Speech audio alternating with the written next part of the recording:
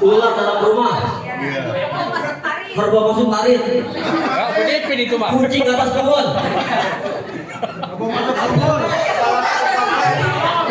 Ya, kalau untuk membawahi wilayah sini masih masuk ke sektor Parung, ya kurang lebih 15 menit nggak sampai ya, Pak Amin ya, kurang lebih 15 menit kita di belakang Polsek Parung, ya terdekat untuk membawahi kawasan di sub sini. Oke, ini ya. Kemudian saya juga tidak sendiri, ditemani dengan Pak Jajang ya dan Pak Amin. Kebetulan beliau juga satu wedding dengan saya. Kebetulan status saya satu-satu, anak satu, istri baru satu. Satu Pak, yang sah. Bogor sama dikit, bukan Serpong Damai. Saya tinggal di daerah Cisarua Pak, Puncak. Wow. Boleh. Ini ada nomor telepon saya, ya nggak kelihatan ya, 0857 970 2524. Kalau bapak mau nyari villa bisa kabarin saya. Bila. Saya mendapatkan sertifikasi dari Badan SAR Nasional, kemudian penugasan dari Bencana Merapi tahun 2010, mendapatkan sertifikasi dari Badan Nasional Penanggulangan Bencana. Basic firefighting saya di tahun 2012 mengawali karir di Damkar, kemudian mengambil lagi latihan dasar main udara MFA, ya di situ dilatih di tahun 2013. Kemudian mendapatkan sertifikasi dari Kementerian Dalam Negeri tahun 2017. Mengikuti lagi kegiatan profesional scuba school. Ya, jadi kami ada diklat diving di mana pada saat ada korban tercebur sumur atau tenggelam di sungai, yang wajib kita cari. Ada acara diving. Dan kemarin juga baru selesai mengikuti kegiatan, alhamdulillah sertifikasi dari BNSP, Badan Nasional Sertifikasi Profesi. Kalau untuk di Kemenaker, alhamdulillah juga sudah dipanggil dengan pihak PJK 3 membantu pihak Kemenaker untuk kelas kebakaran, kelas D, kelas C, ya sampai dengan B dan A. Ada sudah mempunyai sertifikasi dari Kemenaker Pak di sini, kelas D, C, B atau A? Kebakaran. Mungkin Bapak pernah mendengar kebakaran atau pernah menjadi pelaku yang membantu petugas pemadam kebakaran. Ya. Sekarang saya mau tanya ke Bapak dan Ibu di sini semua. Apa sih yang disebut dengan kebakaran? Ada yang bisa menjelaskan? Saya mau tanya ini di Bapak di depan saya. Izin Pak, nama siapa Pak? Bapak? Bapak Edar, sepatu nomor berapa? Mohon izin Pak, siap. Nanti mau disampaikan ke pimpinan. Ya. Nanti akan diperhatikan oleh pimpinan Pak, insya Allah. Nanti yang dilihatin pun diperhatiin dari pimpinan. Pak Edar, mohon izin, apa sih yang disebut dengan kebakaran? Proses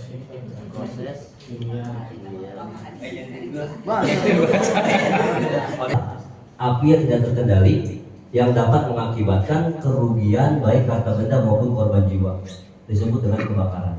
Tapi apinya sudah tidak terkendali Pak. Tapi kalau apinya kecil itu dikatakan api atau pembakaran adalah suatu proses oksidasi cepat yang umumnya menghasilkan panas dan menyala. Ya, jadi akibat adanya oksidasi cepat yang umumnya menghasilkan panas dan menyala. Terus next lagi oke, terus baik ini Pak, api yang tidak terkendali dan tidak dikendali disebut dengan kebakaran.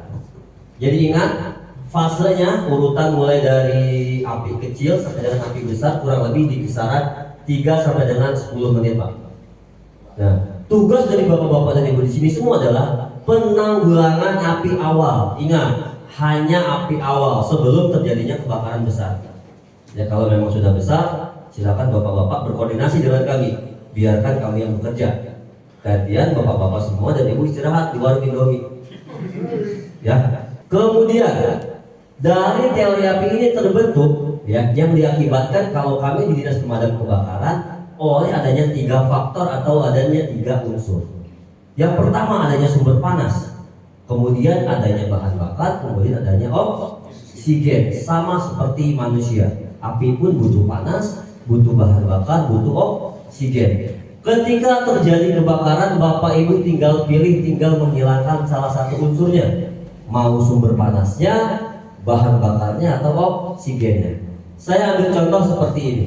Ketika mobil pemadam kebakaran datang ke lokasi kebakaran membawa air, ya, sampai ke lokasi, dia diteriakin sama warga, daftar telat kayak polisi India katanya.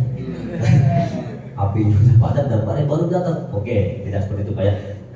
Kira-kira damkar dari ketiga teori api menghilangkan unsur yang mana Bapak Ibu?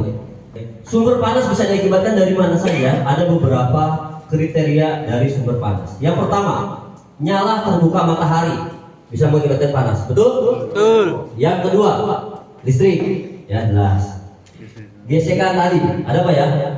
Reaksi kimia pemampatan gas, ini bisa. Dan kemudian ada lagi, dari sambaran petir kira-kira bisa nggak Pak mengakibatkan kebakaran? Bisa. Pohon kelapa kesambar, kali berapa tuh? Ya. Akhirnya ini ketawa di pojok dan terbakar dari sambaran petir bisa. Kemudian bahan bakar dibagi menjadi beberapa kelas lagi Pak. Ingat, ada bahan bakar padat, cair, kemudian gas. Bahan bakar padat terdiri dari kayu, kertas, kain, plastik, batu bara. Kemudian cair ada bensin, minyak tanah, etanol, metanol. Gas ada gas alam, propan, butan, hidrogen, aksetilin, CO2 dan lain-lain. Ini Pak. Ya. Kemudian yang terakhir adanya oksigen. Ingat, kebakaran pun butuh oksigen. Kalau manusia normal butuhnya 21% kadar oksigen, tetapi kebakaran ketika ada udara kurang lebih di 16% masih bisa menimbulkan api. Oke, makanya di sini pembunuh nomor 1 di tempat kebakaran adalah yang pertama asap. Perlu Bapak Ibu ketahui. Oke, caranya seperti apa? Nah, ketika kita terjebak dalam satu ruangan di sini misalkan, pada saat sudah kepulan asap sudah ke atas, biasanya asap itu akan naiknya ke atas, tidak mungkin ke bawah. Rata-rata kalau lebih menuntut orang dewasa, asap itu akan naik ke atas.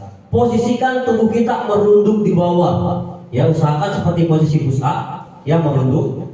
Jadi pada saat kita sudah merunduk, kita bisa melihat yang pertama jalan keluar, kemudian oksigen yang kita hirup pun masih oksigen murni, belum terkontaminasi oleh pembakaran tadi. Karena biasanya yang tadi saya bilang, orang terjebak itu pasti karena menghirup gas beracun, pingsan kemudian terbakar. Ini Pak ya, ini kan bensin nih. Ya, baik. Berarti di situ lu. Maksud Pak Timan tangan dulu ya. Ini ya, mana jadi Pak ya? Saya sambil rokok Pak ya. Rokoknya sudah ada, tinggal nunggu apa Pak? Kopi. Mati. Kalau ngomong suka benar. Enggak Pak, tinggal nunggu korek ya. Mau izin? Oh, ibu geser. Ada izin Pak ya? Ya. Baik, ini sudah ada rokoknya ya. Coba saya bakar dekat bensin ini Pak ya.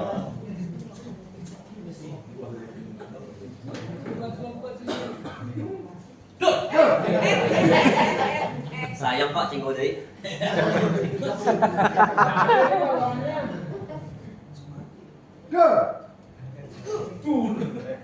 Saya bakar seperti ini. Nggak mati ya? Dia malah mati. Kenapa Pak? Kenapa tidak terjadi ledakan? Nggak ada oksigen. Memang ada oksigen ini ada tadi yang bilang percikan mana Pak? Tidak ada percikan, Bapak siapa tadi? Ya tepuk tangan tuh buat Pak Angga. Betul. Akibat tidak ada percikan, betul. Percikan awal itu yang berbahaya. Dan yang kedua, jelas tidak akan meledak. Kenapa? Karena Bapak Ibu semua di prank. Ini adalah cairan sunlight sebenarnya. Aduh.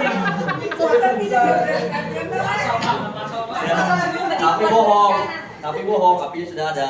Tuh. Sekarang kalau saya bakar boleh? Boleh. Boleh nggak? Boleh.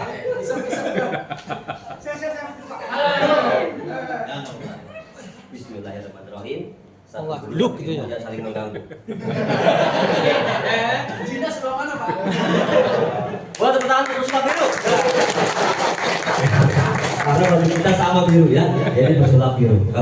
Jadi bukan pesulap merah, karena bajunya biru. Ya, balik lagi dari ketiga teori api ini. Kira-kira dari ketiga teori api ini, kira-kira saya menghilangkan unsur apa? Oksigen. Tepuk tangan dong buat kita semua ya. Menghilangkan pasokan oksigen, betul. Wah takutnya, wah Pak Arman bohong, punya trik katanya. Enggak, saya mau panggil ke depan satu orang, saya tidak akan menunjuk. Nanti yang saya panggil namanya, boleh tampil ke depan. Ya, ada ya Pak Soleh ada? Boleh. Ini Pak Soleh, boleh Pak Soleh. Ini Pak. Ini Pak.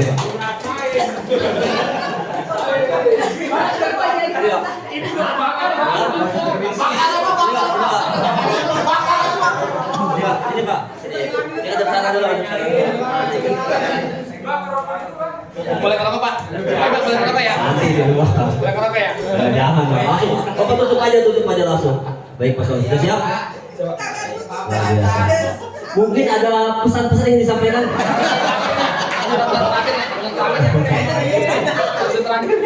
Oke Pak, jadi jangan digoyang Pak ya. Nanti cukup gini aja. Nanti khawatirnya ini kan medianya di sini. Ini Pak, ini masih ada sedikit oksigen di sini. Jadi yang dimakan oleh api pertama adalah unsur uap. Bahayanya apa? Ketika motornya kita dorong, otomatis kan bahan bakar berceceran.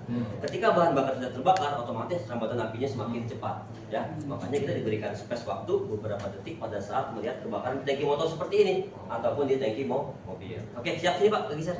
Ayo. Tabungan aman? Pak, asuransi saya masih ada kan? Asuransi saya masih ada. Asuransi.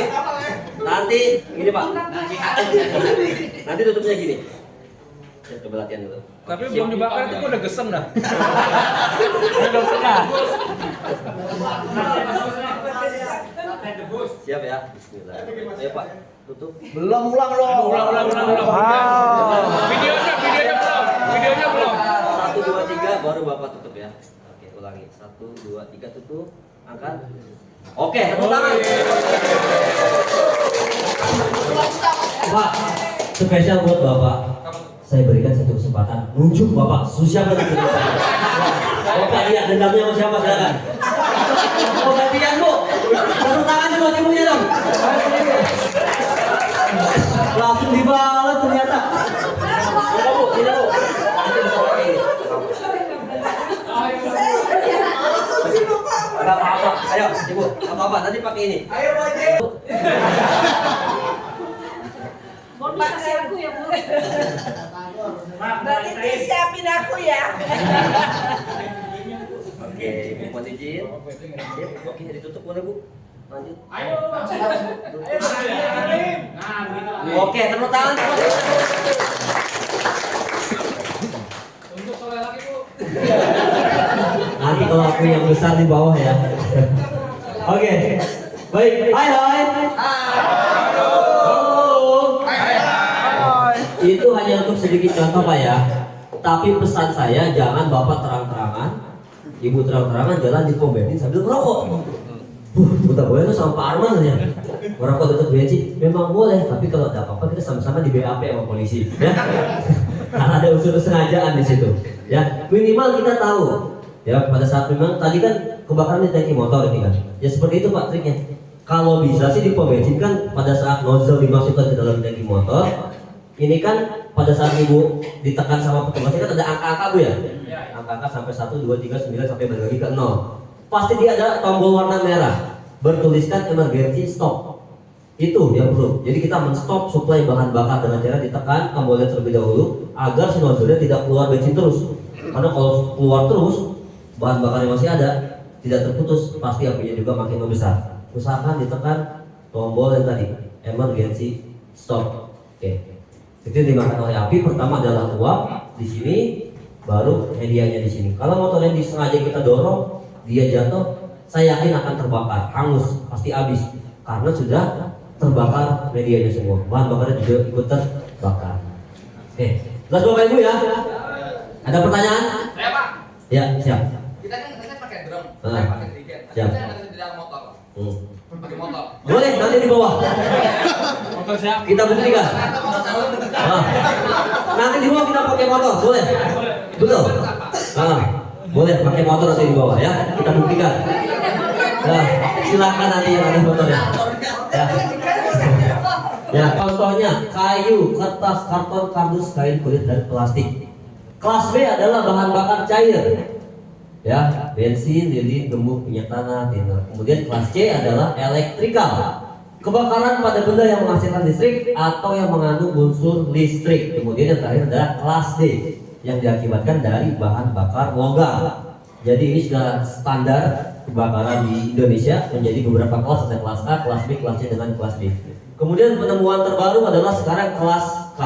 Kelas K itu adalah kebakaran yang diakibatkan oleh lingkungan rumah tangga, proses hasil pembakaran misalkan minyak yang menempel di dinding-dinding tembok. Ya maksudnya kebakaran kelas K dari minyak. Ya. Kalau untuk yang umumnya adalah sampai dengan kelas D. Tapi penemuan terbaru sampai dengan kelas K ya.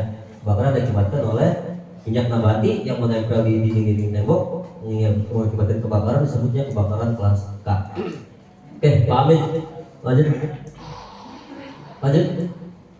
Terus sumber panas. Nah ini Bapak Ibu perlu diperhatikan.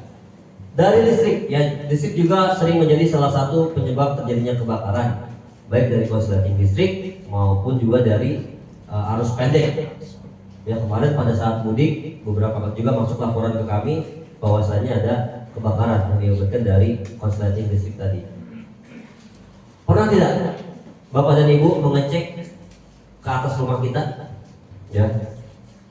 Di atas itu biasanya tikus-tikus jahil itu suka bawa apa Pak? Semacam bekas rumput-rumput ya Pak ya? Atau kalau ke atas gitu kan. Selalu saya pernah naik ke atas atau bawa plastik digigit sama tikus naik ke atas. Saya pernah waktu itu ada laporan ular. Pada saat saya cek di atas pelapon, ternyata luar biasa. Di atas pelaponnya banyak tumpukan benda-benda Pak. Kasur bekas udah pakai ditaruh di atas, ya kan? Baju dibuntel dimasukin ke karung taruh di atas. Ya Pak, saya pikir ini kenapa taruh di atas gak dibuang aja kalau memang nggak dipakai? Saya kan gitu, karena memang potensi ular jelas ada, potensi kebakaran juga jelas ada, karena kan di atas kering. Tikus tadi saya bilang jahil, menggigit-gigit kabel, konsleting, bahan bakaran semua sudah ada, jelas cepat mengakibatkan terjadinya kebakaran. Ya, oke, kemudian merokok, ya merokok juga bisa mengakibatkan kebakaran kalau kita membuangnya sembarangan tadi Pak. Membuang sembarangan, misalkan dilemparkan, di bawahnya ada potensi benda-benda yang mudah terbakar, bisa juga mengakibatkan terjadi kebakaran. Reaksi kimia, nah ini bisa dua bahan reaksi kimia menjadi satu sehingga menyebabkan terjadinya kebakaran. Kemudian api terbuka langsung. Ya, kalau ini ada lagi pengelasan, ya, welding. Umumnya pada saat ada proses pengelasan harus didampingi dengan alat pemadam api ringan. Ya, standar pekerjaannya seperti itu Pak. Ini selalu pernah kejadian waktu kalau nggak salah teman-teman DKI waktu itu kebakaran yang Masjid JIS itu Pak. Itu sudah melakukan pengelasan di atas. Jadi percikannya itu mengenai salah satu peredam seperti gelas full, akhirnya cepat rambatannya Pak. Karena memang pada saat pengelasan tidak didampingi dengan apa? Harus ya, pada saat lakukan pengelasan welding harus didampingi dengan alat pemadam api ringan sesuai dengan medianya. Kemudian arson. Apa ini arson? Yang kemarin rame bulan puasa dicari-cari orang. Oh, salah. Orang zaman dulu ya. Orson sebelum ada sirup ya Pak. Pakai es geprok ya. Arson ini adalah unsur kesengajaan, sabotase. Misalkan, ini mah bukan di sini Pak ya. Saya cerita di pabrik sebelah. Gaji nggak naik-naik. Bukan di sini. Saya yakin di sini mah. Yakin. Bukan di sini Pak. Di pabrik sebelah. Oh, si Bapak mah. Misalkan ini wah udah kecewa kan, wah kerja sudah bertahun-tahun, tunjangan nggak naik, wah atau tidak sudah mau pilot kan itu kan, biar asuransinya keganti, lakukan unsur kesengajaan, sabotase, akhirnya dilakukan pembakaran. Ya asalnya adalah unsur kesengajaan. Ya jadi biar ketika nanti, ya ini biasanya ya indikatornya sih kalau pasar Pak biasanya Pak, sudah direlokasi. Yaitu sempat kita dengan pihak-pihak yang berwajib nanya ya mungkin ada unsur kesengajaan di situ atau mau dipindahkan dari satu tempat ke tempat lain ada unsur kesengajaan di situ ya, tapi harapannya ini tidak terjadi karena dampaknya sangat bisa merugikan orang banyak. Oke, kemudian ada alam ya yang di dukun ya, alam juga bisa mengakibatkan terjadinya kebakaran. Contohnya apa Pak? Petir yang tadi saya bilang. Kemudian gempa bumi bisa mengakibatkan kebakaran tidak Pak? Bisa atau tidak? Bisa. Contohnya, kemarin saya dikirim 2 minggu di Sukabumi pada saat gempa. Tiang listrik tegangan tinggi jatuh, menghantam salah satu bangunan. Keadaan listrik masih on. Ya, menghantam sebuah bangunan sehingga bangunan tersebut ikut terbakar. Karena dari listrik tadi, karena gempa bumi dia goyang, menghantam salah satu bangunan, akhirnya bisa mengakibatkan terjadinya kebakaran. Kemudian sinar matahari bisa mengakibatkan kebakaran tidak? Bisa. Contohnya kalau musim kemarau nih, beberapa tahun lalu nih, saya sering juga. Padahal tidak ada yang membakar sampah, tidak ada yang merokok. Karena panas sinar matahari, ternyata setelah kami lakukan riset, bisa jadi kebakaran diakibatkan oleh apa? Adanya pecahan dari botol atau dari lampu keisi air, ya Pak. Mungkin dia tidak tumpah karena masih ada di dalam satu botolan seperti itu. Panas matahari langsung menyengat, airnya sama seperti kaca pembesar, ya kan Pak? Kaca pembesar kalau kita ginikan ke matahari kan lama-kelamaan panas, bisa terbakar. Nah itu pun sama, pantulan dari air tersebut memantul ke salah satu media karena medianya kering, lahan, ilalang, alang-alang mengakibatkan terbakar juga. Jadi alam pun bisa menjadi salah satu faktor sumber panas yang bisa mengakibatkan terjadinya proses kebakaran. Nah ini banyak kronologi sumber panasnya. Oke, Pak Amin lanjut.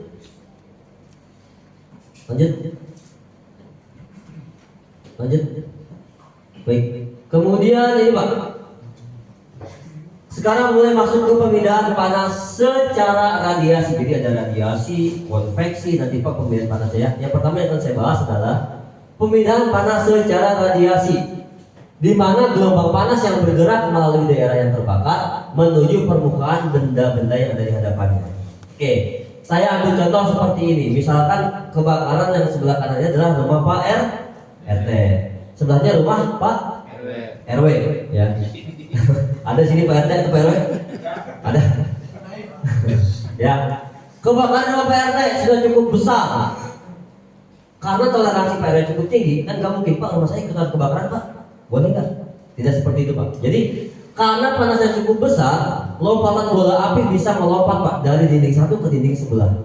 Makanya tadi saya jelaskan di awal, pemadamannya adalah yang pertama kita backup dulu rumah yang belum terbakar, gedung yang belum terbakar, atau misalkan jarak rumah kan sekarang kadang gentengnya ditempel-tempel seperti ini Pak ya.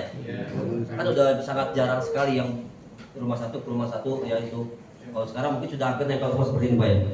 Nah, ini sangat juga beresiko. Misalkan kebakaran rumah tetangga sebelah, ya kita bisa memutus yang sebelahnya rumah kita yang tadi dengan cara apa? Kalau kita ada air ya bisa kita basahkan dulu, atau kalau ada bambu ya atau kaso-kaso kita hancur-hancurkan Pak agar lompatan bola apinya tidak melompat. Karena hitungannya juga hanya beberapa detik tadi Pak. Ketika memang panasnya sudah di atas 100 derajat, kebakaran cukup tinggi, lompatan bola apinya bisa dia cepat melompat. Ini adalah pemindahan panasnya bergerak secara radiasi. Ya, jadi lompatan bola api dari rumah satu ke rumah yang sebelahnya. Ada lagi? Lanjut Pak Amin. Kemudian sekarang ada pemindahan panas secara konduksi ya. Ya, konduksi. Ada pemindahan panas secara vertikal, ada juga secara yang horizontal. Lanjut Pak Amin. Terus, oke. Panas yang dipindahkan dari satu ruangan lantai ke ruangan lantai yang lain melalui bahan penghantar panas. Saya ambil contoh seperti ini Pak. Lantai 1 yang terbakar, ya. Lantai 2 otomatis ikut terbakar. Ya, saya ambil contoh misalkan kalau misalkan kita jalan-jalan Pak, masuk ke hotel, itu biasanya ada apa Pak di hotel di depan resepsionis? Lobby. Di atas di bawah lobbynya kita injak basement sama karpet permadani. Hah? Karpet. Bapak berarti sering main ke hotel ya. Jadi pertanyaan pancingan.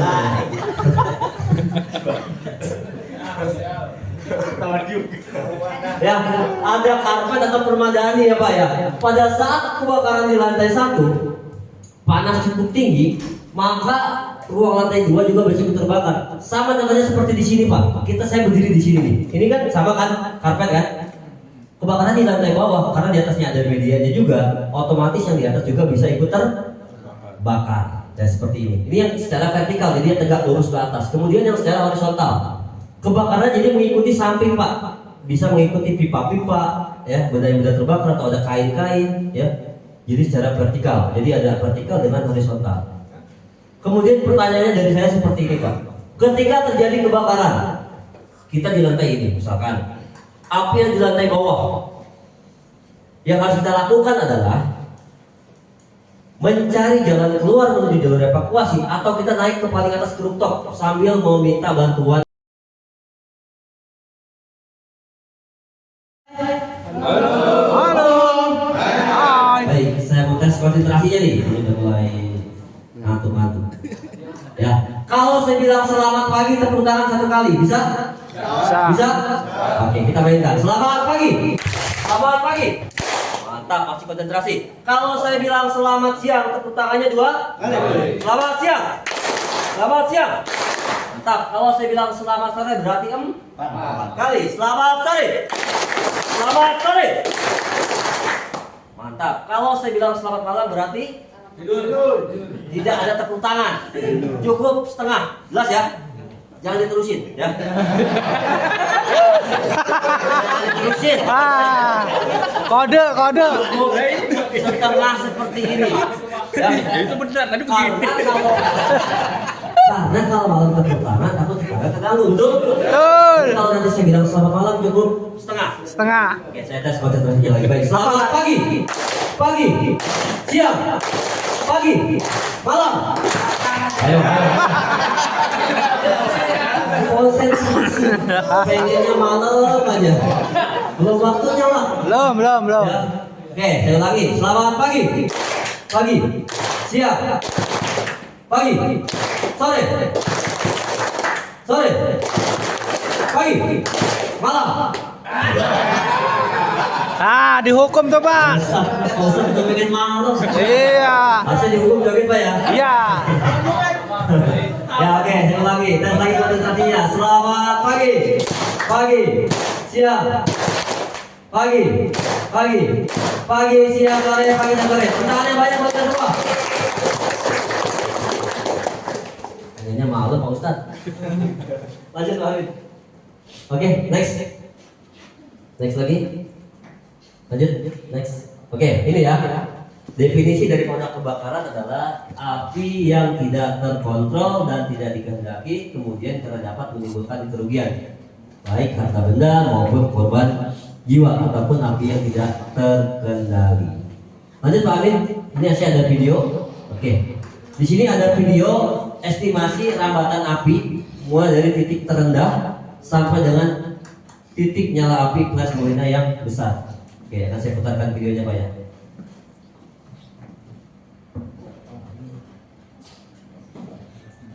Saya bercanda loh. Hah?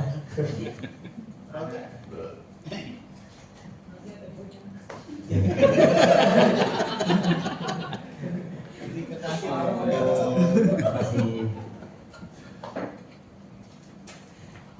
Baik, yang belakang kelihatan Pak videonya ya. Baik, ini ada video ketika menggunakan hair dryer pengering rambut.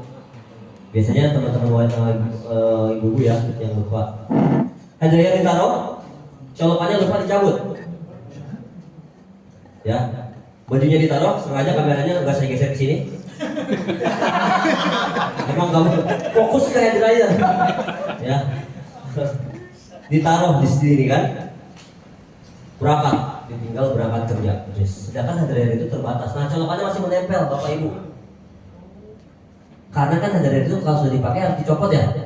Tidak bisa seperti kayak AC atau kulkas ya selalu menempel. Ya, karena panas tadi lupa mencabut, akhirnya sudah mulai timbul api seperti ini. Ini belum genap 1 menit Bapak Ibu. Nah, api sudah mulai membakar benda-benda yang ada di sekitarnya. Masih bisa memadamkan seperti ini? Bisa. Masih bisa. Apinya masih api kecil kalau kita tahu. Tapi kan kalau sudah kita tidak ada di rumah kan berisiko Pak ya. Kecuali kita punya sprinkler ya. Asapnya ada di atas apa di bawah? Naiknya ke atas ya. Yang tadi saya bilang posisi asap pas dia naik ke atas seperti ini. Belum genap 1 menit sudah hampir membakar seluruh isi ruangan. Masih bisa memadamkan? Ya, bisa ya. Bisa. Bisa? Bisa lari. Oke. Kita telepon dapat. Ya, karena medianya ada di sini masih ada, otomatis api akan makin membesar selagi bahan bakarnya masih ada, terus akan dimakan oleh api tersebut. Ya. Terus api ini akan memakan. Belum genap di 2 menit Pak. Lihat, api sudah hampir membakar seluruh isi ruangan. Ya, naik terus ke atas seperti ini. Ya, terus melambat. Kanan kiri masih ada media terbakar, terus terbakar. Sudah mulai naik ke atas pelapon Pak seperti ini. Jadi sudah mulai harus cepat ya kita menelpon petugas damkar karena sudah masuk ke atap-atap pelapon. Jangan ambil resiko. Jadi aman diri, aman korban, aman lingkungan. 3A yang harus kita perlu perhatikan. Belum genap di 2 menit, masih di 1 menit. Ya kurang lebih sudah hampir membakar seluruh isi ruangan. Bertahun-tahun sudah kita kumpulkan, hitungan kurang dari 3 menit habis dilalap si jago merah tersebut. Ini sudah masuknya tidak terkendali, ya sudah masuk ke dalam perambatan api besar, api yang tidak terkendali 3 sampai dengan 10 menit tadi ya. Nah, sudah terbakar habis. Oke, di stop di 2 menit 24 second ya seperti ini Pak ya. Nah, di sini yang benda-benda yang sudah terbakar ada, nah ini merek mini kompo sah. Zaman dulu ya. Samsung. Sony. Sony. Nah, ini baju yang tadi ya juga ikut terbakar. Nah ini Pak. Oke, pertanyaan dari saya. Siapa nama ibu yang Catherine. Ibu Putri. Ya yang berangkat kerja tadi Pak. Kira-kira siapa Pak? Catherine itu namanya Pak. Oh, ya, ya. Ini referensi kita ambil dari teman-teman NPA ya, National Manufacturing Association. Jadi gitu Pak. Jadi sekiranya memang kita mau berangkat bekerja, benda-benda yang memang cukup, khususnya yang mau ditinggalkan lama ya. Kalau misalkan beberapa yang kayak tadi kan, memang ketika dipergunakan harus copot. Misalnya kaca senape juga sudah dipergunakan, lebih baik dicopot seperti itu Pak, daripada ke bahaya seperti itu. Kalau memang sudah terjadi kebakaran seperti tadi, mau nggak mau suka nggak suka, kita harus menelepon menghubungi dinas pemadam kebakaran terdekat. Ya Ibu. Tanya Pak, Boleh. kalau misalnya terjadi kebakaran seperti itu Pak, ini misalnya satu rumah ini yang awalnya kebakar, terus rumah sebelahnya ikut terbakar, apakah rumah yang awal itu menanggung kerugian rumah sebelahnya? Ada pertanyaannya dulu ya. Baik. Nah, kalau misalkan kasus seperti itu Bu, ya kan ini kan sebetulnya itu ranahnya sudah harus nanti kita tanyakan ke kepolisian juga Bu ya, ditanyakan awal mula penyebabnya di mana nih. Konsentrasi ke rumah sebelah Pak, jadi merepet ke rumah sebelah. Nah itu biasanya nanti akan ada diskusi Ibu di situ, di mana pemilik rumah satu dengan pemilik rumah yang sebelahnya. Jadi kan awal mulanya ini dari rumah Ibu misalnya terbakar, tapi nanti pasti akan jatuhnya kan namanya musibah seperti itu Bu ya. Sebetulnya kalau kebakaran itu musibah atau bencana Bapak Ibu? Musibah ya, kalau bencana kan bencana apa namanya gempa bumi, tanah longsor ya. Nah itu biasanya nanti tetap ketika ada teman-teman dari kepolisian sudah olah TKP Bu. Nah, nanti kan itu ada investigasi di situ. Nah, bisa menanyakan kronologi seperti apa, baru nanti pihak-pihak yang merasa ya dirugikan mungkin bisa koordinasi nantinya di situ Bu untuk menyelesaikan kasusnya seperti itu. Kalau kami sudah di damkar hanya terfokus pada proses pemadamannya. Nah bisa juga ada yang klaim, misalkan juga perusahaan juga pernah, misalkan perusahaan tadi terbakar, tapi perusahaan yang ini kena dampaknya, kena imbasnya. Nah itu biasanya perusahaan yang terbakar itu datang ke kita Bu, memintakan surat keterangan bahwasanya betul telah terjadi kebakaran dan unit pemadam kebakaran datang, disertakan dengan foto. Biasanya untuk klaim asuransi. Itu pernah kejadian. Waktu itu di daerah kawasan Sentul. Jadi pabrik sebelah, akhirnya yang sebelah juga terbakar. Akhirnya dia juga sama meminta keterangan-keterangan yang valid, meminta keterangan-keterangan yang resmi, foto atau dokumentasi. Biasanya damkar membantu membuatkan surat rekomendasi bahwasanya betul tempat ini kemarin kejadian kebakaran, dibuatkan surat keterangan tersebut untuk klaim asuransi. Seperti itu Bu. Iya. Jadi ya tetap nantinya harus dimusyawarahkan kalau itu Bu. Satu lagi Pak. Iya siap. Bagaimana caranya kita memanggil damkar supaya cepat? Karena saya punya pengalaman Pak. Ya siap. Tetangga saya kebakaran, saya telepon damkar, damkarnya nggak percaya, disangkanya bohong. Iya. Siap. Kemudian karena kita di sekitar situ sibuk, saya telepon ke adik ipar, tolong teleponin damkar karena kita kan sibuk melakukan apa-apa gitu ya. Terus akhirnya adik saya yang nelpon lebih di itu lagi loh, kok teleponnya dari mana, lokasi mana, mengabarkan lokasi ini gitu. Bagaimana supaya kita cepat menghubungi damkar dan bisa dipercaya, karena terus terang aja kalau misalnya kita yang dekat kebakaran kita udah sibuk. Betul, pasti panik Bu ya. Iya. Betul. Itu gimana? Siap. Itu kejadian di mana Bu? Wilayah mana Bu? Saya waktu itu tinggal di Bekasi. Oh di Bekasi. Iya, adik saya menelpon dari Jakarta Selatan. Siap. Karena kita Itu sibuk. bukan di Bogor kan Bu?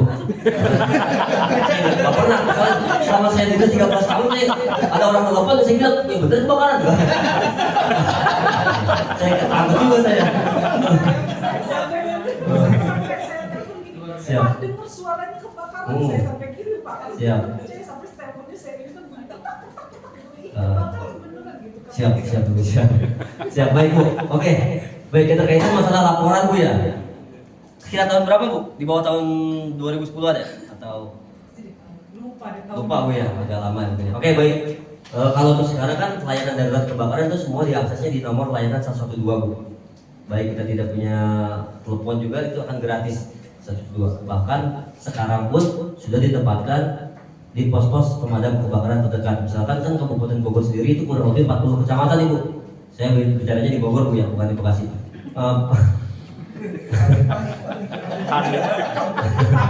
Gak apa, soalnya gak pernah gitu ya.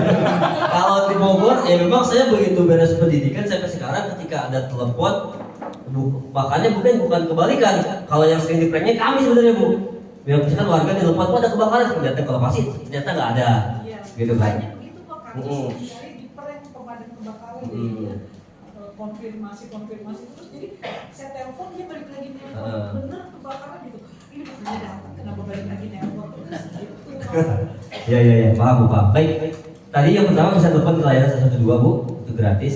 Kalau misalkan yang memang tetap nggak percaya, kan kalau sekarang sudah sistem canggih Bu ya, sudah zaman WhatsApp dan lain-lain telepon. Biasanya kalau kami pribadi kalau lagi piket ada telepon masuk misalkan, lihat izin selamat pagi misalkan kemudian kebakaran tidak bisa kita bantu, izin Pak terjadi kebakaran. Nah biasanya kami meminta alamat lengkap berikut nomor telepon balik untuk kami hubungi kembali. Untuk yang pertama apa? Mengirimkan share lokasi yang sekarang jelas ya, alamat lengkap dan share lokasi. Biasanya kalau di Bogor sendiri itu sekarang ketika terjadi kebakaran yang telepon udah bukan lebih dari satu Bu, biasanya banyak orang akan masuk semua. Itu untuk meyakinkan juga, memang sih sudah yakin. Dan kami sekarang ini menempatkan relawan pemadam kebakaran yang disebut Red Car. Mereka ditempatkan di seluruh pelosok-pelosok desa, kecamatan-kecamatan untuk memastikan bahwasanya betul terjadi kebakaran di lokasi ini dengan objek yang terbakar apa, misalkan seperti itu Bu. Ya kalau untuk di Bogor sendiri. Cuma mungkin karena waktu itu ya saya kurang paham juga nih Bu ya. Kalau untuk di Bekasi biasanya sih memang ketika terjadi laporan tidak pernah seperti itu Bu. Ya kalau pengalaman saya mungkin apakah beliau sedang Ngantuk kali Pak. piket atau mau turun piket nunggu jaga lagi belum ada, biasanya kanit Bu, supir gitu kan, keterbatasan operator mungkin driver seperti itu, jadi beliau menanyakan lagi alamat lengkap seperti itu. Di kabupaten ya Bu, kota? Di Jati Asih sih. Ya kota Bekasi ya? Oh iya kalau kota Bekasi memang hasilnya sih udah padam Pak, baru datang. iya ya. Luar biasa ini. Ya mungkin next depannya tidak seperti itu Bu ya, karena sekarang juga sudah hampir merata Bu. Mungkin pos-pos juga sekarang di Bekasi sudah diperbanyak, dengan armada juga sudah diperbanyak. Kalau tidak salah Bekasi itu kurang lebih ada 5 kecamatan Bu ya, lebih Bu ya. Harusnya bisa lebih cepat Bu, karena memang respon kami itu 15 menit dari laporan pertama. Next. Yang pertama, terbatasnya keterangan dan pengetahuan tentang kebakaran, di mana kita tidak pernah melakukan kegiatan pelatihan. Ya biasanya kita terbatas pengetahuan, kita tahu aparnya, bentuknya tahu, tetapi nggak bisa menggunakannya. Betul nggak Pak? Makanya di sini regulasinya betul. Pada saat misalkan mau isi ulang, bisa dilakukan pelatihan. Ya. Oke, kemudian kelalaian manusia, unsur kesengajaan, dan faktor dari bencana alam tadi. Oke, lanjut. Kemudian akibat kebakaran, next. Kerugian harta benda, kemudian korban jiwa atau cacat, kerugian gila usaha, ekonomi sosial, dampak-dampak yang diakibatkan oleh kejadian kebakaran ini Pak. Ada satu lagi yang belum tertulis, warteg di depan, benar nggak Pak? Mengalami dampak nggak? Biasa kita mungkin sering belanja di situ atau sering kasbon ya kan? Ketika terjadi kebakaran juga terkena dampak Pak betulnya ya. Jadi memang ketika terjadi kebakaran sangat-sangat dampaknya luar biasa. Kita yang sudah bekerja misalkan kejadian kebakaran otomatis pasti akan dirumahkan, betul Pak ya? Karena kan mungkin belum beroperasi lagi. Ketika sudah beroperasi lagi baru kita dipanggil lagi ya, karena memang sangat luar biasa. Makanya nanti kita cegah bersama-sama, bukan tanggung jawab pimpinan, bukan tanggung jawab manajemen, bukan tanggung jawab pegawai, bukan tanggung jawab keamanan, tetapi semua bertanggung jawab untuk keamanan kita bersama di sini. Kita rawat, kita jaga tempat kita bekerja di sini. Ya. Oke, lanjut. Lanjut. Oke, kalau ini untuk sistem ya. Ini sudah masuk ke MKKG, manajemen keselamatan kebakaran gedung. Kalau di sini Bapak Ibu sudah ada sprinkler, smoke detector, heat detector, kontrol asap ya. Ini bisa nanti kita berbicara sistem evakuasinya. Namanya manajemen keselamatan kebakaran gedung. Terus next. Dan juga diwaspadai adanya fenomena flashover di mana terjadinya penyalaan serentak yang melibatkan seluruh benda yang ada di hadapan ruangan ditandai dengan pecahan kaca-kaca. Ini ketika teman-teman masuk dalam ruangan itu tertutup, tidak ada ventilasi udara, hati-hati pada saat masuk. Jangan sampai kita selonong boy, misalkan ini pintu, kita masuk seperti ini. Assalamualaikum, kita buka. Padahal dalam sudah terjadi kebakaran, bisa terjadi penyalaan serentak, ya. Bisa karena kekurangan oksigen, air oksigen masuk, didorong kembali, akhirnya terjadi ledakan. Usahakan pada saat kita masuk ke ruangan pintu, di mana pintu tersebut, kita bisa berbalik di daun pintunya Pak, Ibu, di belakang daun pintu. Kita masuk seperti ini, misalkan pintunya kita buka seperti ini. Ya, ketika ada oksigen masuk, terjadi empasan atau ledakan, posisi kita masih terlindung di belakang pintu seperti ini. Ya, dan pada saat berjalan di tempat gelap, otomatis jangan tangan kita seperti ini Pak, merambat tembok. Biasanya manusia itu refleks, betul nggak? Ketika seperti ini melihat ada benda-benda aneh, apalagi yang ya benda-benda aneh Pak, ya jangan seperti ini Pak. Padahal kan seperti ini, misalkan di tempat gelap kita tidak bisa melihat kanan kiri, lampu listrik mati, dan jalan seperti ini, dengan diraba seperti ini, kaki kita mainkan seperti ini. Nah, jangan seperti ini. Kenapa? Pada saat seperti ini, otomatis misalkan kita pegang listrik di sini, otomatis kita pasti pengen ya merengkap seperti ini. Tangan kita menggunakan punggung tangan seperti ini, ya. Pada saat jalan seperti ini, ya. Kita raba seperti ini. Ketika ada benda-benda aneh, kita otomatisnya kalau melempar pasti akan seperti ini. Kalau seperti ini pasti khawatirnya pengen memegang. Usahakan menggunakan punggung tangan. Oke, lanjut. Ya. Terus lanjut. Terus nah ini ada tanda-tanda backdraft. Lanjut ya. Tadi. Oke. Ditandai dengan panas pintu dari pegangan. Pintunya pegangan sudah panas banget Pak. Hati-hati terjadi ledakan backdraft. Kemudian asap dari bukaan, keluar masuk. Dia tidak ada ventilasi udara yang bisa keluar. Kemudian asap masuk kembali melalui bukaan dan ada suara mendesis atau raungan. Nah ini hati-hati Pak, perlu diwaspadai. Dia akan gemuruh. Ya. Kecuali Bapak lewatnya depan hotel malam Jumat, jangan Pak. Jangan sekali-kali. Takutnya suara-suara yang lain. Wah, backdraft nih. Ledakan di dalam. Ya nggak boleh Pak. Nah, ya oke. Kalau nggak salah saya juga ada videonya Pak. Jangan. Video ledakan Pak. Video malam Jumat. Nah, ini Pak ya, backdraft dan benda-benda flashover.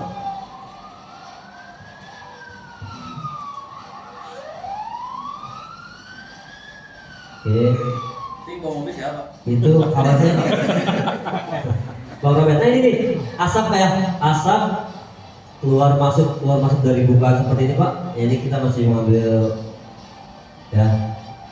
Pada saat dibuka seperti ini, nah khawatirnya terjadi ledakan seperti itu yang tadi saya maksud. Ya, pada saat ya kita membuka dari samping seperti ini bisa Pak. Saya buka pintu dari samping, dari bawah. Ini kalau di kami namanya latihan fire ground Pak, ya atau smoke chamber, di mana satu kontainer dibakar di dalam, kita masuk ke dalam. Ini menggunakan breathing apparatus ya atau BA.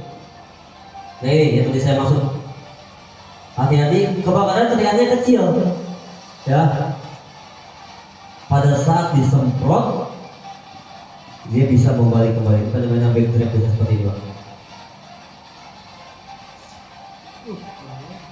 Ya. Buset. Itu Pak bisa terjadi di tempat kebakaran. Buset. Ya. Mantap ah. Usahakan pada saat melihat api seperti itu, yang lebih baik kita kalau tidak dilengkapi dengan APD, lebih baik kita memberikan akses untuk petugas yang sedang melakukan pemadaman. Banyak kejadian Pak, karena kalau ada kebakaran itu biasanya yang nonton banyak Pak, bener Pak? Sampai ke tukang kacang ada Pak? Serius saya, men. Kacang wajib men. Serius tuh Pak. Pak, kacang. Kita lagi padamin Pak, kacang.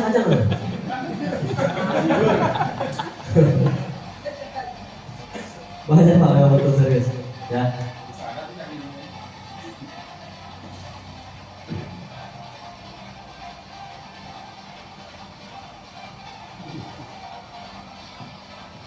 Tadi ya fenomena backdraft ini memang sangat luar biasa Pak. Padahal terlihatnya hanya kepulan asap, tapi ketika sudah meledak sekali sudah, karena hanya dia butuh pasukan oksigen.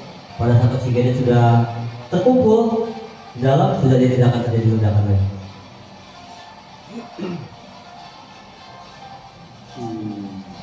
Ini bulan puasa tahun lalunya lagi Pak, ketika saya madamin kebakaran di Bantar Gebang, Bekasi, Cikiwo. Bukannya pabrik, gudang amunisi, tempat penyimpanan senjata waktu itu, rudal. Begitu saya datang ke sana, kita memang seperti perang.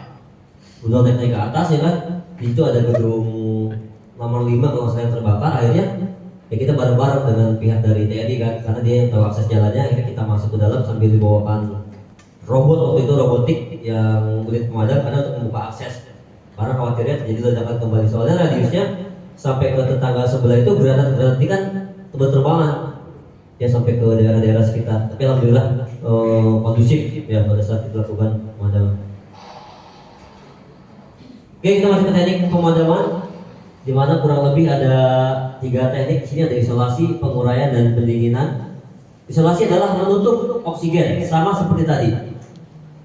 Ketika nanti Bapak Ibu juga mempergunakan karung basah yang akan menutup drum, itu adalah menggunakan namanya teknik isolasi. Kemudian yang kedua, mengurai bahan bakar. Bahan bakar yang terbakar bisa diurai sedikit-sedikit, lama-lama juga habis. Oke, kemudian pendinginan atau H2O, di mana prosesnya adalah dengan cara disiram, mempergunakan air maupun mempergunakan apa? Ya, ada cooling, smothering, intervention, kemudian breaking chain reaction. Cooling adalah proses pendinginan, yaitu pemadaman api dengan jalan menurunkan panas sehingga temperatur bahan yang terbakar turun sampai di bawah titik menyala atau fenomena flash point. Kemudian ya ketika sudah disiram, lama kelamaan apinya padam. Jadi 3 unsurnya, 1 mati, ya, memadamkan api dengan air. Kemudian smothering atau mengisolasi oksigen, menutup atau menyelimuti, bisa juga disebut sistem isolasi. Lokalisasi yaitu pemadaman api dengan jalan menurunkan kadar oksigen sampai dengan di bawah 12%.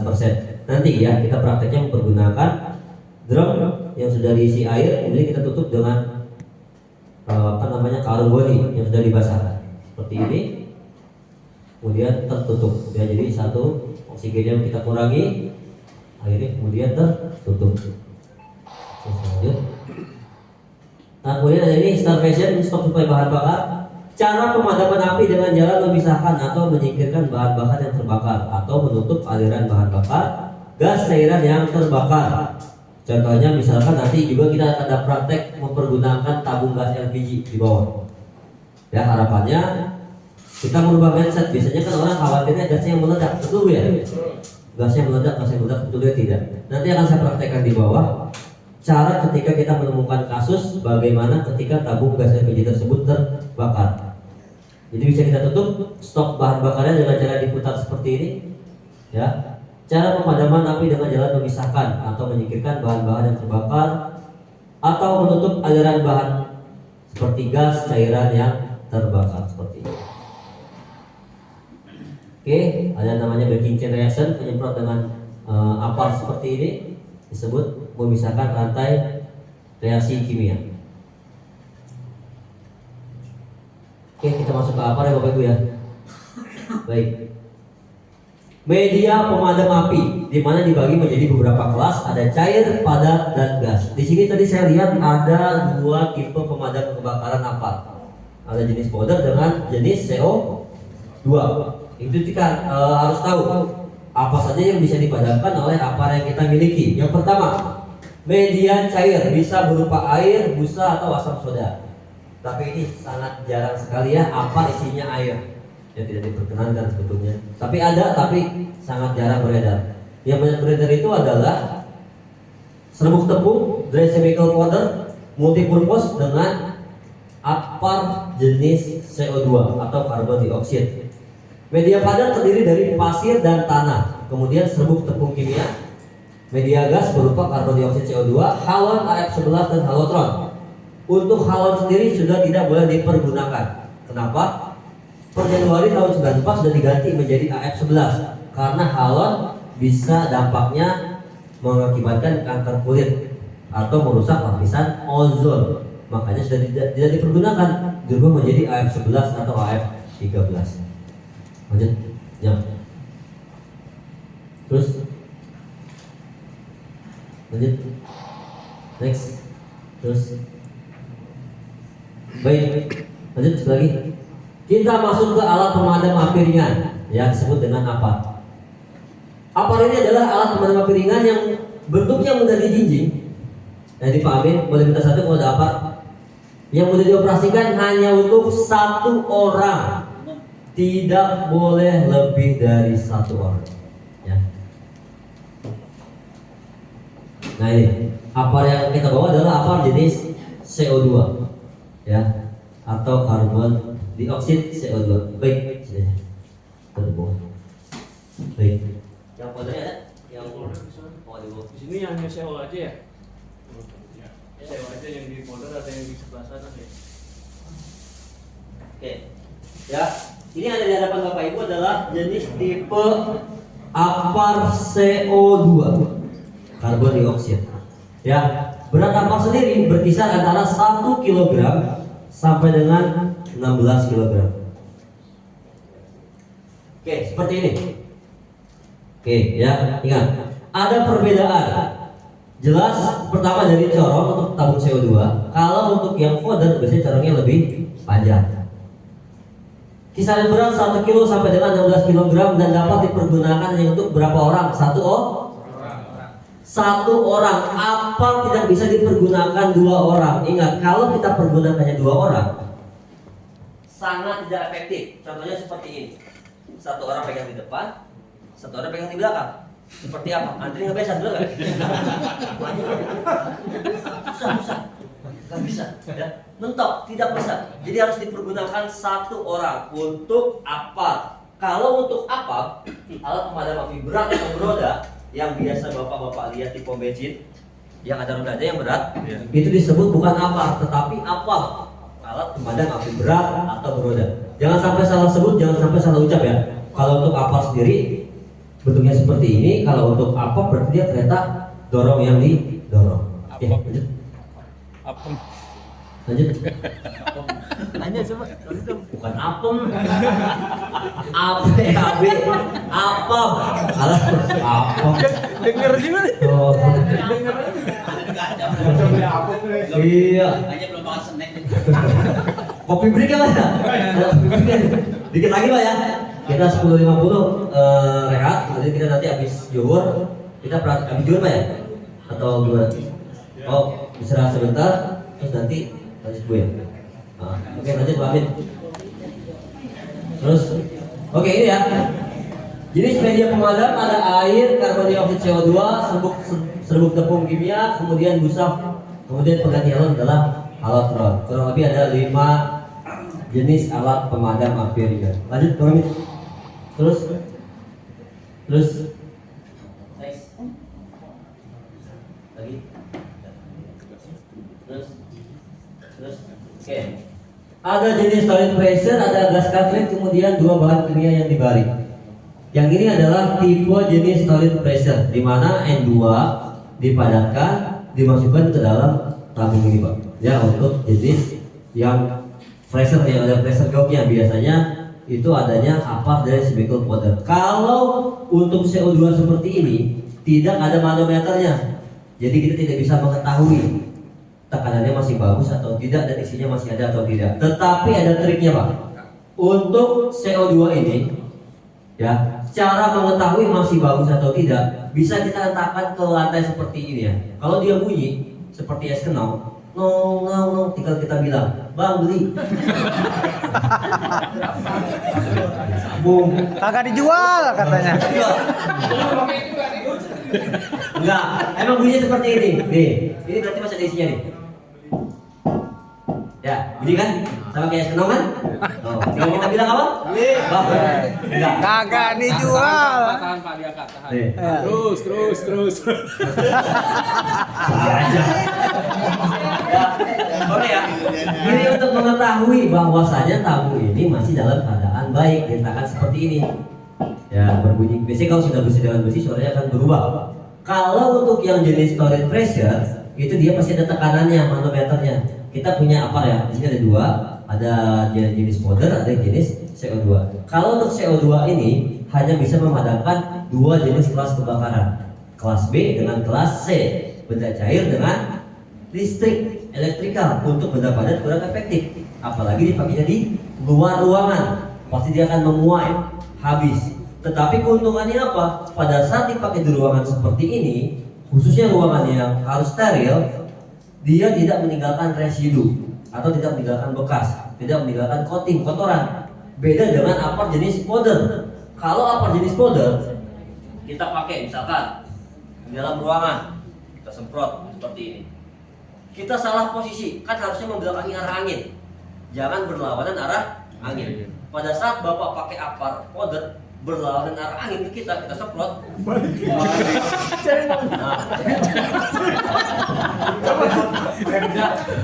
Kira-kira beresiko nggak?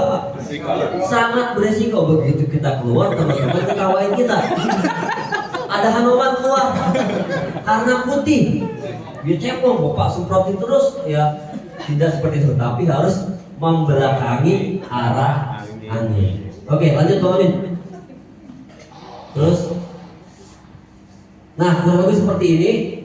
Kalau apar ini dibelah, Pak. Nah ini untuk yang folder, jadi 3/4 adalah isinya. Misalkan isinya 6 kilo atau Bapak yang punya 3,5 kg. Ini isinya 3,5 kilo. Ini ada pressure di sini, pendorong. Jadi dipadatkan dari tekanan N2, dipadatkan, dimasukkan ke dalam selang ini sampai dia pressure-nya bergeser sini, Pak. Ini ada handle, kemudian ada pressure gauge. Di tengah-tengah di hijau menandakan tekanan masih aman. Jangan turun ke angka 0 atau over tekanan ke angka biasanya 28 bar, itu tidak diperkenankan. Standarnya dia tetap di hijau, di tengah-tengah seperti itu. Ya kalau dibelah mungkin dalam tabung apar ini seperti ini, Pak. Ya ada medianya di sini. Kemudian kalau untuk CO2 dia full ya, hanya gas. N2 dipadatkan ya, kalau dari karbon dioksida ya CO2 tadi dimasukkan ke dalam tabung. Berbahaya pada si apa, Pak? Supplier pengisian ulang untuk apar jenis powder, karena dari gas tadi dipadatkan dimasukkan ke dalam tabung yang kecil tapi daya ledaknya atau daya dorongnya cukup tinggi sampai dengan 28 bar. Lanjut Bang Amin. Next. Terus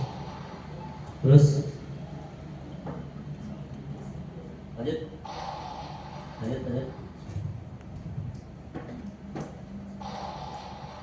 Oke, ini ya, karbon dioksida CO2, ini tabungnya ini. Biasanya dia memang warnanya berbeda karena untuk dapat memudahkan kita, jadi kita tahu dari corong berbeda, dari tabung juga berbeda dari warna. Kebakaran yang efektif adalah kebakaran kelas B dengan kelas C, benda cair dengan listrik. Untuk penyemprotan 80 sampai dengan 30 detik, daya tekannya sampai dengan 200 PSI. Ya, kalau di bar itu sama luar biasa Pak, tekanan barnya berapa ya. Kemudian tidak ada pressure, kapasitas ditentukan dari beratnya. Ini kita tidak ada pressure. Kemudian jarak efektifnya 1 sampai dengan 3 meter. Pemadaman berdasarkan smothering dan cooling. Efektif menurunkan sebanding dengan kenaikan temperatur. Seperti ini sama ya. Jadi dipegang di bawah seperti ini, dijinjing.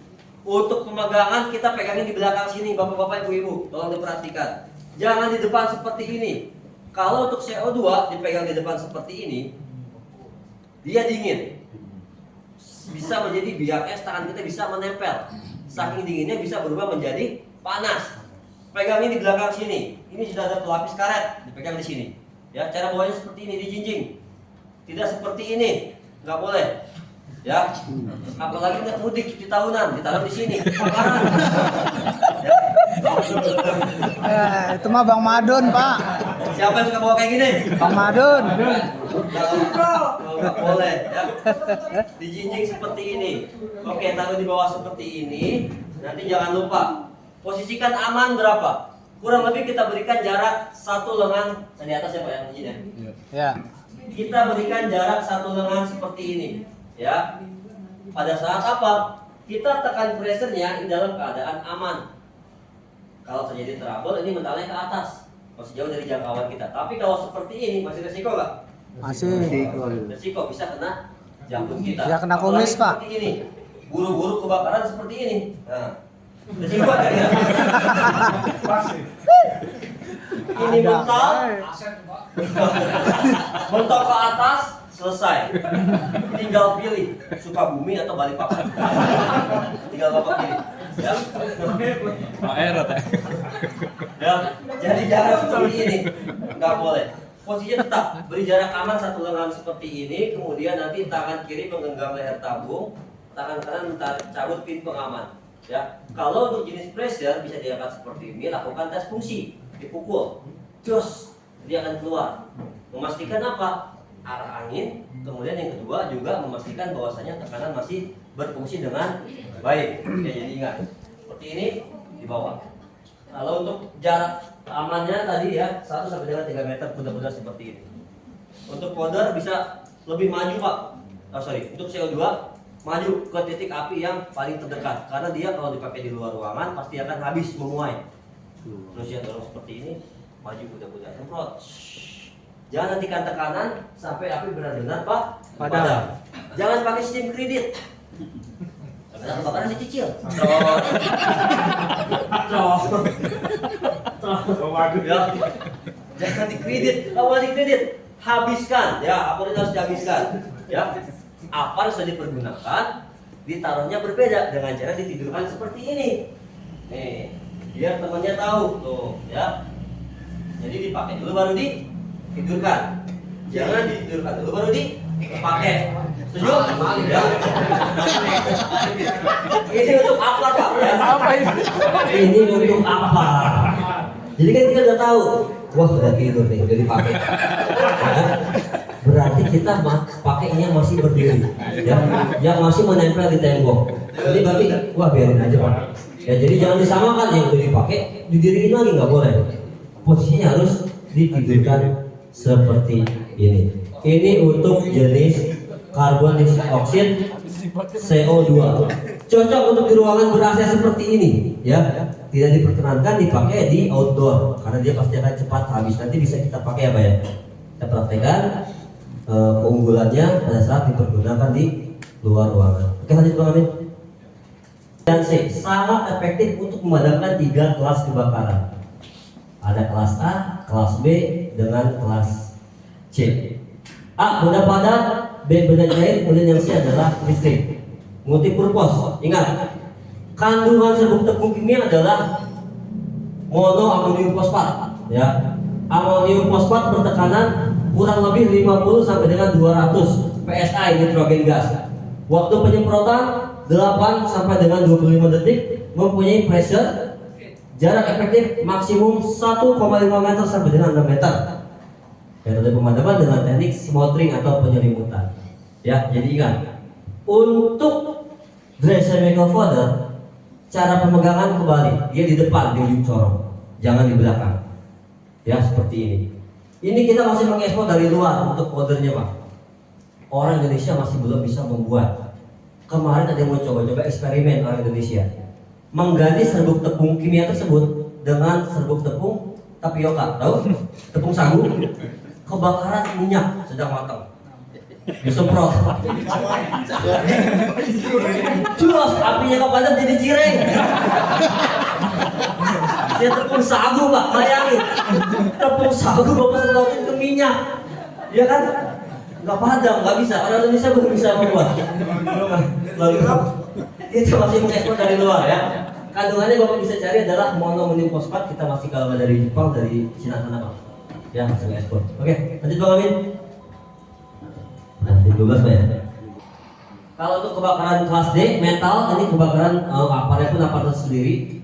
Tapi sangat jarang sekali saya temukan di daerah Jabodetabek ini. Untuk yang mempergunakan apa, kalau tidak salah ini tuh masih dipergunakan di daerah Krakatau Skill sana Pak.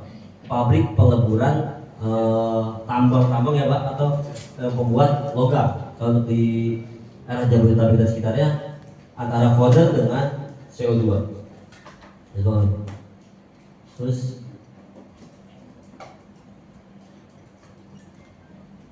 next lagi. Oke. Cara penggunaan dan penempatan apa? Yang pertama, buka kunci pengaman. Oke, arahkan seperti ke dasar api, kemudian pergunakan tegak, tekan genggaman di udara terbuka, jangan melawan arah angin. Kemudian untuk penempatan, mudah terjangkau, mudah terlihat, jarak yang tepat, tidak terkunci sesuai kondisi setempat. Ingat, regulasi yang mengatur tentang APAR adalah Permen 04 tahun 1980. Ya, untuk peletakan APAR, jarak dari APAR 1 ke APAR 2 yaitu harus ada. Kemudian ya pada saat pengecekan, yang pertama perlu menempel di tembok seperti ini. Ya bisa kita cek. Ini ada berapa namanya label expired, bisa kita cek. Misalkan di sini habis di bulan 7 tahun 2026. Oke, sini kita cek. Kemudian kalau untuk powder bisa kita bolak-balik seperti ini Pak. Ya, memastikan apa? Bahwasanya untuk dia tidak turun tekanan yang kedua dan si serbuknya tidak menggumpal. Kalau untuk tipe powder, ingat ya. Kemudian jaraknya tadi berapa? Per jarak 15 meter persegi itu sudah APAR 1. Mudah terlihat dan mudah dijangkau.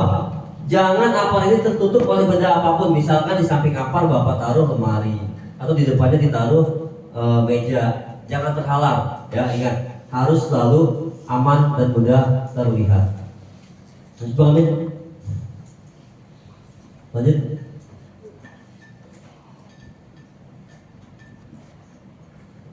Lanjut. Oke, ini ada cara teknik pas di mana ada pull and sweep and squeeze. Lanjut Bang Amin. Pull ditarik, kemudian air arahkan dan bidik. Squeeze ditekan, dan yang tekan adalah disapukan. Teknik sweep. Mudah untuk mengingat bagaimana menggunakan APAR jika ingat singkatan dari PAS dalam bahasa Inggris. Untuk merupakan kependekan dari pull, aim, squeeze, and sweep. Ditarik, arahkan, tekan, kemudian sapu. Lanjut. Pas. Ingat sebelumnya perhatikan terlebih dahulu arah angin. Lakukan pemadaman dari arah datangnya angin. Ya, jangan berlawanan, tapi kita membelakangi arah angin. Oke, lanjut Bang Amin.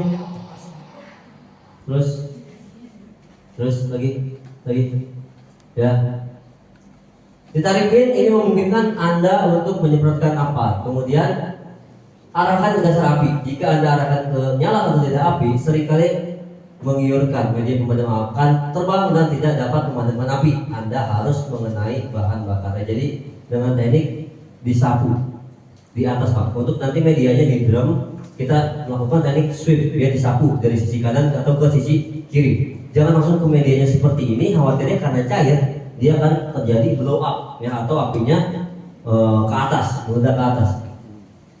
Lanjut Bang. Terus oke. Tekan pegangan bagian atas. Ini akan melepaskan tombol yang mengeluarkan media pemadaman bertekanan dalam silinder. Kemudian sapu dari sisi ke sisi sampai kebakaran benar-benar padam. Mulai menggunakan APAR dari jarak jauh yang aman, lalu maju ke depan begitu kebakaran padam. Tetap perhatikan sumber kebakaran, mungkin api ini menyala kembali. Lanjut Bang Lin. Terus Next. Terus. Lagi. Terus. Next. Oke. Ingat CAT, cepat, aman dan tepat. Jarak terdekat salah. Melawan arah angin, ya salah. Kelidah api juga salah. Yang benar adalah ikuti arah angin, berjarak sudut kurang lebih 30 derajat sampai dengan 60 derajat, kemudian sumber dasar api. Kurang lebih nanti pada saat kita praktek seperti ini gambarannya. Ya, jadi dengan cara bulat-bulat seperti ini, pegang ujung kepala corong, semprotkan. Ya. Kalau misalkan masih kurang, maju dengan cara bulat-bulat seperti ini, ya maju. Mundurnya seperti ini, 1, 2. Ya, semprotkan. Sudah aman, baru dibawa kembali ke belakang. Lanjut Bang Amin. Jenis media tidak sesuai klasifikasi kebakaran. Setiap jenis media pemadam masing-masing memiliki keunggulan dan kekurangan. Bahkan dapat membahayakan bagi petugas atau justru memperbesar api. Itu yang tadi saya bilang. Kebakaran panel listrik. Bapak, Ibu mempergunakan apar jenis busa atau foam yang kebakar panel listrik. Kira-kira apinya padam atau tidak? Apinya padam atau tidak? Apinya tidak padam, kita yang padam. Ya, karena kenapa? Jelas, foam itu kandungannya adalah air, komponen utamanya air, foam itu busa. Kebakaran listrik kita semprot, jelas beresiko tambah besar atau bahkan bisa mencederai kita sebagai pengguna. Ya, jadi untuk kebakaran listrik efektifnya adalah menggunakan CO2 atau dry chemical water. Lanjut Bang Amin. Gagalan apa? Lanjut. Yang pertama, salah penempatan, ya. Terhalang, tersembunyi, disimpan di gudang terlalu jauh.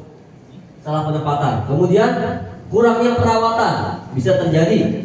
Ya, ada penggumpalan, suku cadangnya macet. Oke. Kemudian salah pemilihan jenis dan ukuran. Misalkan di sini kebanyakan mayoritas ada juga misalkan ibu-ibu. Dikasih apartnya yang 16 kilo atau 9 kilo. Kan agak besar ya Pak ya? Akhirnya tidak efektif. Jadi yang standar saja kita pergunakan antara 3,5 kg sampai dengan 6 kg. Yang ini adalah berukuran 3 kg. Ya, 3 kg CO2. Ini pun sudah berat karena bentuk tabungnya yang berbeda. Antara tabung fodder dengan tabung CO2 berat, lebih berat jenis tabung yang CO2. Kemudian ada kebocoran. Terjadi dari tabung, dari cartridge, dari pressure, kemudian ring atau valve. Kemudian yang terakhir adalah menunda refill. Ya, biasanya sudah masuk masa expired ditunda. Terjadi amit-amit trouble di sini kebakaran. Akhirnya dipergunakan aparat tidak berfungsi dengan baik. Akhirnya yang tadinya apinya sudah bisa kita kuasai, kita padamkan, akhirnya apinya menjadi besar. Oke, lanjut Bang Amin. Luar biasa. Ya, baik. Sebelum kita break istirahat sampai dengan kita praktek nanti, ada yang ingin ditanyakan Bapak Ibu?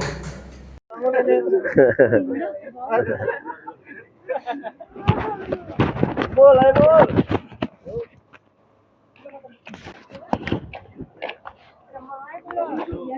Parasir, baterainya dibuka dong biar kelihatan perbandingannya.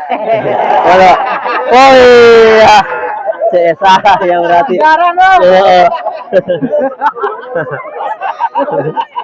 Belum. Oh udah. 1, udah belum? Udah, ayo. 2, 3. Safety. Yes. Accident. Oke, dulu tangan. Ya. Udah belum, Pak? Oh. Tinggal diedit. Belum dipencet, latihan dulu katanya.